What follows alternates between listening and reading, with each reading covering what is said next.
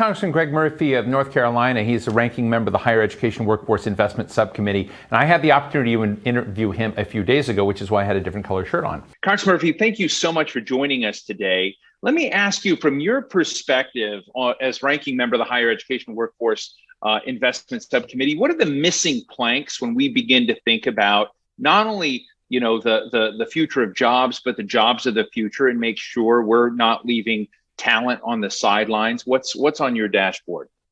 Well, thank you, first of all, for having me today. I really appreciate the offer and invitation to speak. I think what our future shows is kind of what the last 5, 10, 15, 25 years has shown, is that the future is in technology. And technology starts with STEM education. It starts at a young age. It starts with a love of learning. And it starts with trying to get young people involved and interested, in my opinion, just in science and technology and the differing things that our future world will definitely be opening up to. We look at space exploration. We look at robotics. We look at the tiniest little things on Earth. Good Lord, we look at the viruses now that have the virus that has changed the world. So it's really in education. And I think, in my opinion, starting the younger, the better, involved in technology.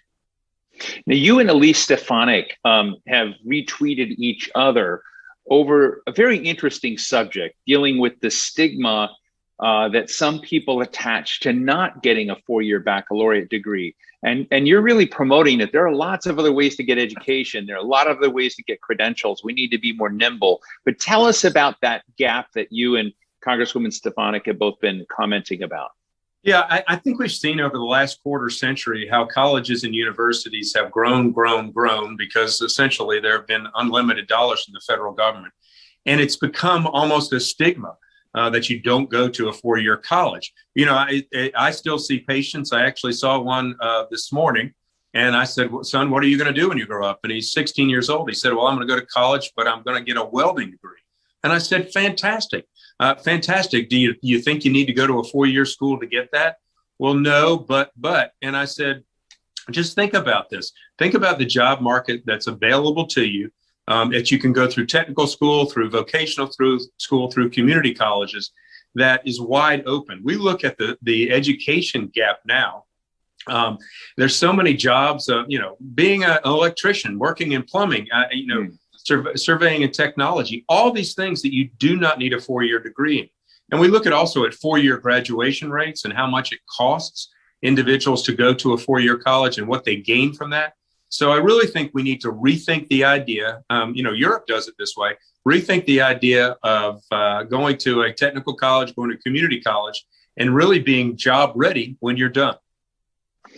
The Biden administration is pushing hard to get a major infrastructure bill that it connects to climate, that it connects to jobs. What do you like about the bill, and what do you dislike about the approach on jobs? Well, I like the idea of infrastructure. I do. I mean, this is important for our nation. You drive across the highways and byways, and you see roads that are in disrepair. You see, bridges that need repair. We need more rail lines. We need a lot of things to help us go from A to B and help commerce go from A to B. And that's what the definition of infrastructure has historically been. What I do not like about this bill is that they've invented what the word infrastructure means. They've changed the adaptation basically to be anything on their particular political wish list. I mean, I look at this these days and I can say, okay, well, it's a phone. Well, by infrastructure, the new definition, that could be a Christmas tree. And that's not right for the American people. I also don't like the cost. Guys, we have spent literally trillions, and that's with a T, trillions, trying to keep our country on level playing field now.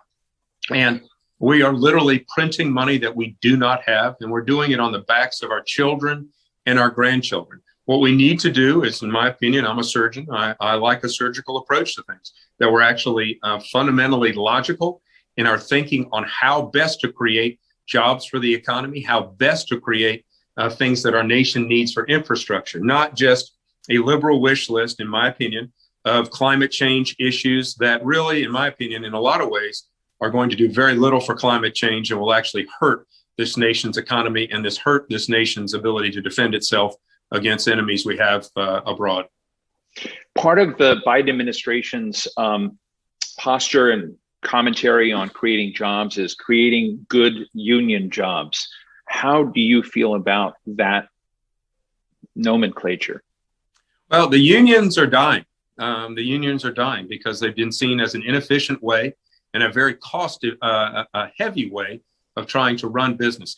Let's just let's pull back our economy 16 months ago. We had the greatest economy that this nation has seen since essentially post-World War II. That was not done because of government spending. That was not done because of unions. That was done because of private enterprise and the workings of the small businesses, the companies that were feeding demand. We had such a low unemployment rate. And now, because of President Biden's especially and Vice President Harris's initiatives, we're paying people to stay at home. We're paying people to stay at home now when the economy should be starting back up again. We don't need the government in the way. In fact, we need to get the government out of the way because the government right now, in my opinion, is keeping our businesses from starting back up again. I hear from employers time and time, 3, 4, 5, 6 times a day, they cannot get people back to work. We don't need unions to further restrict the ability of businesses to give people good jobs, which they had before. Just being in a union doesn't make you have a good job. We had very, very good jobs 18 months ago. The unions are literally just going to create a middleman network and get in the way. And I personally think I am personally against that. Congressman, one of the things I've been interested in, and President Trump in part kicked it forward, which is by looking at the nation's incarceration rates, particularly of young Black and brown men, but it kind of goes broad beyond that. And, part of the question, I talked to Johnny Taylor, who's head of the Society for Human Resource Management. And Johnny, who worked with the Trump administration, said, we've got to find an algorithm. We've got to find an approach that gives people that have been previously incarcerated another chance, and that just doesn't leave them out of the system. Otherwise, you end up, creating these vicious, repetitive circles. Well, how do you feel about that? I mean, you're one of the states that's really impacted by this. Do you think we need to create the scaffolding and platforms for sort of a second chance economy? I don't think necessarily. I don't think not only can we, but we must. We cannot let these individuals, because they made one mistake in their life, literally pay for it with the rest of their lives. We have to offer people second chances. But even more than that, we have to go back and prevent them from having that first chance. And I think it has to do a lot, to be very honest with you, with single parent homes, without good male role models, without good parents that are pushing education as a tool. When you're a single parent and you have a couple children, it's really hard after a hard day of work to worry about education. But education is the foundation for us to not be for individuals to not be incarcerated, to have good jobs and have a futures. It's really sad when these kids drop out of school and the only membership that they get part of is unfortunately is a gang, and that's oftentimes sadly enough turned into criminal activity. So yes, we can and we must offer these individuals a second chance at life. But I say even more importantly, let's get to them before they ever make their first criminal activity. Let's get to them so that they're on a good pathway to lead their entire life as a good, productive citizen of our country and lead a happy, affordable life. Let's do that first.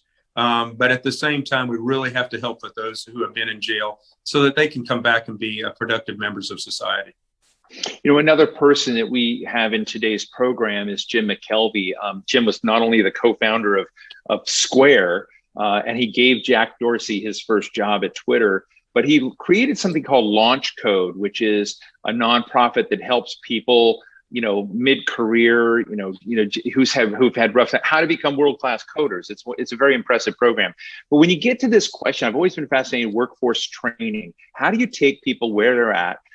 Get a decent program. Now, companies like AT&T and Bank of America and others, they've got training programs. They talk to you. What are the gaps? What do they need the federal government or the state governments or community colleges to do that they're not doing to create a richer and more constructive workforce training ecosystem, if you will? Yeah, there are many different facets of that, because I think the mission of community colleges is a lot different than universities, colleges per se. But what we have to do is, as colleges and universities, we actually have to listen to employers. What do they need? I'll go a little bit on some of my rants with universities. We have so many majors in these universities that are great for educational knowledge, but they have no application out in the real world to getting a good job. Those subjects are important to study. We all want a broad education, but they don't have to be majors.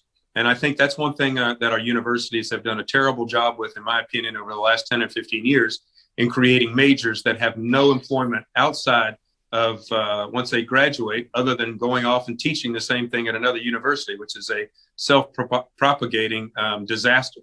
Community colleges, for example, need to look at their communities. What do their communities need? Do they need welders? Do they need nurses? Do they need ultrasound techs? I live in a very rich medical environment. We very badly need nurses, ultrasound techs, those type of individuals that can help in the medical sphere. But community colleges tend to have a much more regional need, and they need to develop programs. We can't have manufacturers come into a region and expect them to come into a region like we like them here in Eastern North Carolina, but not have a good workforce. And most of those workforces will come from community colleges. And so really it's a two-way street there. It's communication of community colleges listening to what's needed by manufacturing and their local employers to be able to put those programs in place so that we do have good programs for people to be employed with in the future. Well, Congressman, it's been really great talking to you. We covered a lot of ground, and I assume that you are a member of the Doctors Caucus in the House. I really enjoy interviewing many of the other doctors, Brad Wenstrup and many of the other of your colleagues up there. Always, interesting to have people in Congress who have, another profession as you do. So Congressman Gregory Murphy of North Carolina, also Dr. Gregory Murphy, ranking member of the Higher Education and Workforce Investment Subcommittee. Thank you so much for joining us today. Great. Thank you so much. I hope everyone has a great day. Thank you.